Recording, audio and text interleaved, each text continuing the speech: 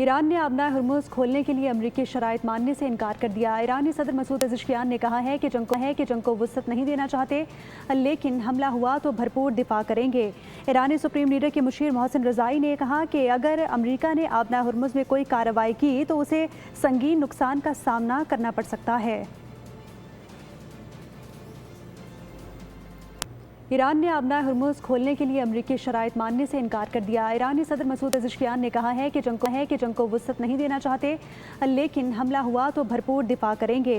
ईरानी supreme leader के मुशीर मोहसिन रज़ाई ने कहा कि अगर अमरीका ने आबना हर्मुज़ में कोई कार्रवाई की तो उसे संगीन नुकसान का सामना करना पड़ सकता है।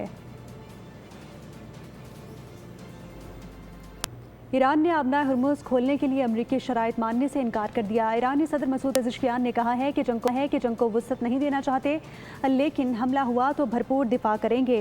ईरानी सुप्रीम लीडर के मुशीर मोहसिन रज़ाई ने कहा कि अगर अमरीका ने आबना हर्मुज़ में कोई कार्रवाई की तो उसे संगीन नुकसान का सामना करना पड़ सकता है।